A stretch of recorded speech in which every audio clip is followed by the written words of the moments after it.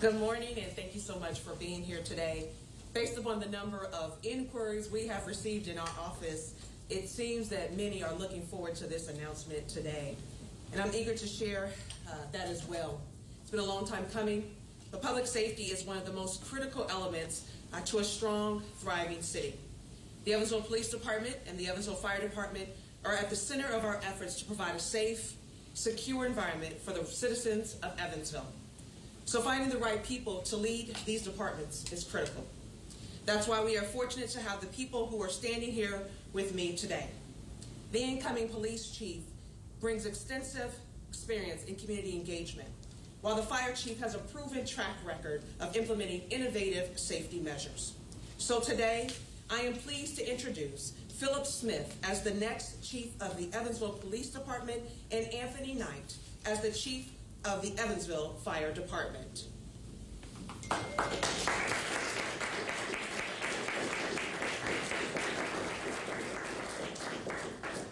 Chief Smith has served on the Evansville Police Department since January 2013. In that time, he served in motor patrol, worked in public information office as the Department's Special Projects Coordinator, and since 2021, he has served as the Assistant Chief of Police. He has been recognized both locally and nationally for his work in community policing. In 2020, he was recognized by the U.S. Attorney General with the Attorney General's Award for Distinguished Service in Policing. Please join me in congratulating Evansville Police Chief Philip Smith.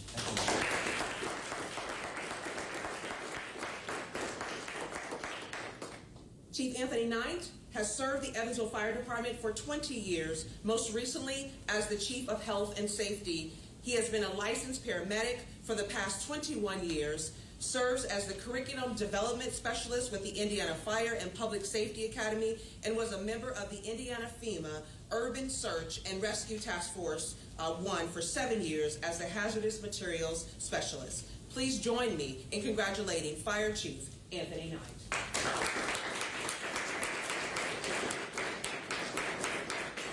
You will hear from both of our chiefs here in just a moment, but I also want to announce my intentions to seek an in-house legal team for the city of Evansville.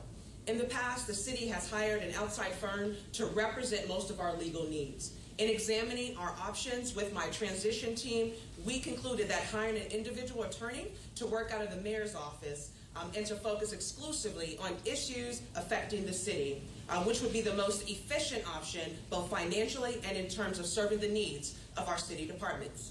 This option will require an adjustment in how funds are allocated and the creation of a new position.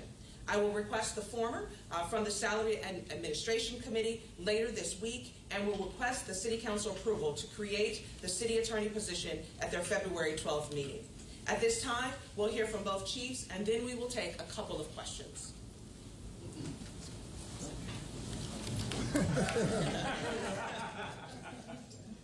Hi. So Mayor Terry has developed a vision for Evansville, and that vision weighs heavily with public safety, as public safety is the common thread that provides well-being and prosperity for the community.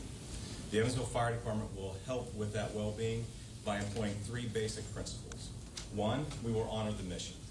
Our mission begins and ends with the civilians. We answer the call regardless of the nature, and everything that we do as a fire department will be to better our personnel, our department, to answer those responses. Number 2, we will support our people by recruiting and retaining high-quality people that have diverse backgrounds and experiences, by implementing good policies that are implemented and consistently maintained, by offering good training, good education, and professional development, and lastly, by offering good leadership throughout the department. And number 3, we will manage the culture of the Evansville Fire Department. With inclusiveness and transparency, we will have frequent, open, and honest conversations with both the public and our staff so that we make sure that we have clarity. We will have community engagement by being more frequently available at community events, offering community education experiences, as well as a strong social media presence so that we can reach out to you. And then lastly, we will be accountable. All members of the department must be held accountable, and that begins with me being accountable to the mayor, to my staff, and to each one of you, the visitors and citizens of Evansville.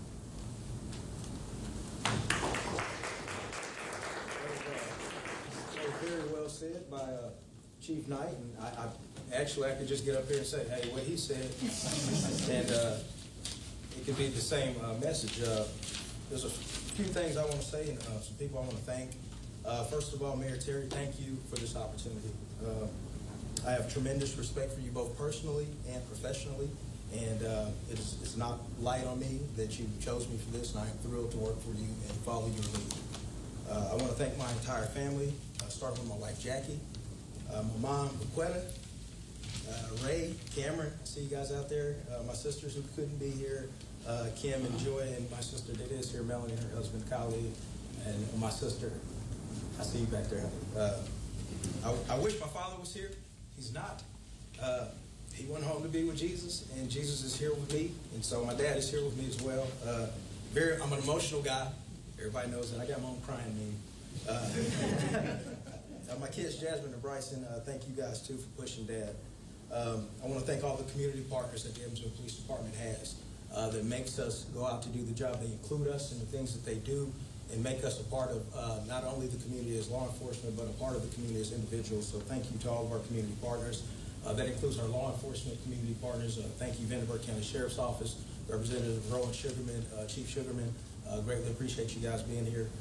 I would be remiss if I didn't thank the Evansville Fire Department for everything that they do in partnership. And Chief Knight, I look forward to working with you daily. Whatever you need.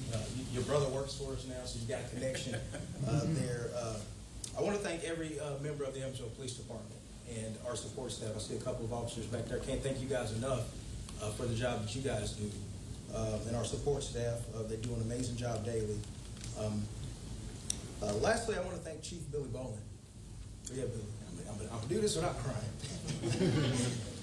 Chief Boland has been a trailblazer, and he has led EPD through some of the toughest times of our profession and that our profession has ever faced. He's been a leader, he's been a visionary, a mentor, and more importantly, a friend. I aspire to live up to the legacy that you leave behind. So, thank you. When I interviewed for this position, I was very clear that I believe the Evansville Police Department is one of the best agencies in the world, and I stand on that. Under my leadership, we will continue the transparency and community policing that the community has come to expect, and increase our efforts, starting with our parks. We want our citizens and visitors to be able to enjoy our parks and expect to see an officer during their visits in the park. We will continue to combat our efforts to combat group violence. Over the past 3 years, we've seen a decrease in group violence, and we want to continue that trend. Our crime prevention unit will continue to work with community partners and find healthy alternatives for individuals that may find themselves involved in group violence. And the third point I want to mention is I want to focus on recruitment and retention. I could have said everything you said here. Recruitment and retention. We want to fill our agency with talented people looking for a sense of fulfillment and adventure. This profession is truly the greatest on earth, and we want people to be a part of that. And on the retention piece, we want our officers that are currently serving to enjoy coming to work every day. I want to foster an environment where officers that want to seek advancement in the agency have an outlined path to do so. I'm going to challenge our unit commanders to come up with interdepartmental documents that outline specific trends, trainings, and unit collaboration opportunities for officers looking to advance their careers in areas of interest. That also gives the unit commander a cue for officers that are willing and wanting to join things like SWAT or investigations. I want a clear pathway cut out for those officers. Those are a few things that I want to do. Rome was not built in a day, nor will my administration be ran in a day or even talked about in a complete day. But I just want to give you guys an outline of the passion that I have for community policing, the passion that I have for past leadership, and the passion that I have for the current men and women that work at the Evansville Police Department. I look forward to working with each of you. In the media, I mentioned you guys as far as transparency. Our doors are always open for conversation. I know several of you on a first-name basis. That will not change now that Chief Billy Boland's gone. You just got Chief Philip Smith. And with that, I'll take questions. Yes, sir. Chief, I wonder if you Come might on up here with me, brother. I wonder if you might talk a little bit about community outreach and your philosophy behind that. I know it's a big topic, but briefly, just what are your thoughts about that?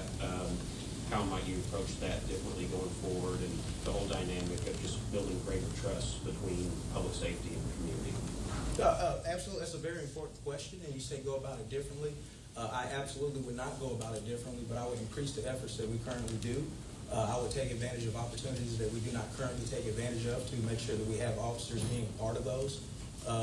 One thing I want to do is start a Chiefs Multicultural Collaboration Table with spiritual leaders and ethnic leaders in the community, so that they can have a sit down face to face with the chief to talk about issues that their segment of the population may be facing. And I believe that's all of us in city government. We all want to have that outreach with the community, because we are actually a part of this community as well.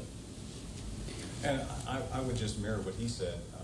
I won't change a lot of what we have in place currently, but we're going to certainly expand upon that.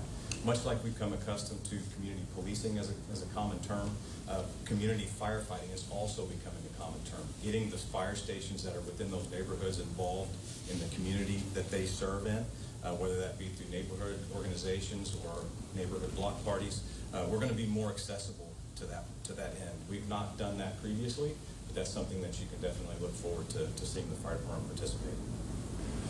Chief Smith, correct me if I'm wrong, but I assume you would be the first African-American police chief in Evansville. Can you touch a little bit on the history of this and that? So I will be the second. There was a very handsome gentleman named Chief Guest. You're right. They came before me, and I'm definitely thankful for his service to the Evansville Police Department, as well as Chief Gullish, Chief Hill, and Chief Bolin, all chiefs that are currently alive. Definitely want to pay homage to them. So I'll be the second. First African-American assistant chief. It's going to be difficult giving up that number 2, because it's so easy to walk down the hall and say, "Hey, Billy, what you want to do?" Now that falls to my feet, and I look forward to looking and seeking throughout the Evansville Police Department for my assistant chief that can support me as well. A great question. Thank you. Both of you have a wealth of experience in your respective agencies. Is there something about that experience that's really going to inform how you're moving forward? Well, certainly, when you step into a leadership role of an organization that has a very vast amount of responsibilities, having a little bit of experience in each one of those to help guide and direct is certainly going to be beneficial. Agree 100%. I have this ability to know what I don't know. And when you have talented men and women that compose your complete manpower for your agency, your command staff, and the rank and file, I'm not too big to go say, "Hey, I don't know this." I'll ask someone. Humility comes with this job, and it needs to come with this job, and it's a team effort. Mayor Terry's whole concept has been about team, and the Evansville Police Department will be ran no differently. Thank you. Chief Knight, any thought on replacing firehouses, or perhaps is there a need for more firehouses? We always have a thought about replacing firehouses. Yeah. Some of our stations are approaching 80 years old. But with that, that's a big, hefty price tag that comes associated with those. Your standard 2-bay fire station runs anywhere from $4 to $8 million. So that's a very hard thing to grab whenever we have limited funds within the city as it is. We've got to all share our piece of the pie. So it's difficult to try to get that. So what I do have in mind is there are a number of alternative funding mechanisms out there that we've got to pursue them. We've got to get our ducks in a row. It's going to be probably a couple years of planning before we can see the fruit of that labor, but rest assured we will be approaching that. One last question? Excuse me, I was just interested in knowing, I know both of you all touched on recruiting and retaining both firemen, firewomen, police officers to Evansville. Is there kind of any ideas that you're thinking about just off the top of your head that how you're going to kind of reach that goal? Yes, so the police department's recruitment budget is actually ran through the Police Merit Commission. I definitely have a good relationship with our merit commissioners. So any approval and increase would have to go through council. So having a positive relationship with both those bodies is a great step in the direction of trying to get that budget increased for what we face, the challenges we face in law enforcement. I believe the biggest asset for recruitment is the officer themselves. In the patch that they wear, there's no bigger billboard than the officer getting out of that car or his or her car and getting out there and saving a life. or making life better by helping someone in an accident. There's no better recruitment tool than the men and women that we have out there. And we also want to be innovative in the way that we take advantage of our social media. You've seen the Evansville Police Department. We have TikTok, we have Facebook, we have Snapchat. You have to use all those things because there's a different type of officer that wants to be an officer now. We don't want to leave anybody out. We want our department as diverse as our community is, because everybody has a skill set and a talent that they can bring that we can take advantage of as an agency. And I would agree with what he said about social media. That was one of the key points that I mentioned. We were going to strengthen our social media efforts so that we can connect with you guys. But also developing partnerships with certain organizations around the city, whether that be InVets, which does a fine job of taking veterans from the military or that are just leaving the military and lining them up with positions in government jobs that they might be best suited for, as well as reaching out and working with OLA of Evansville, as well as the Evansville Black Coalition, to just reach those targeted, those groups and communities that we don't typically see applying for the Evansville Fire Department. And oftentimes it's because they just don't know what's required. So if we can educate, create those partnerships, we can help strengthen the amount of recruitment that we have. Thank you. Well, thank you. Both chiefs will be available afterwards for additional questions if you have them, but we didn't make this decision lightly. We've gone through a thorough process, and a couple of our transition team members that were part of our public safety committee are here, and I want to thank them for their time and effort in helping us reach this very important decision for our city. And we look forward to the work ahead as we ensure that we will become a safer Evansville. As part of our 100-day plan, we did commit to sharing a glimpse of what that public safety plan will look like. So look to receive that very soon. In the next 30 to 60 days, we'll begin to roll out nuggets of how we will continue to ensure that this is a safer community for all. Thank you again for your presence today.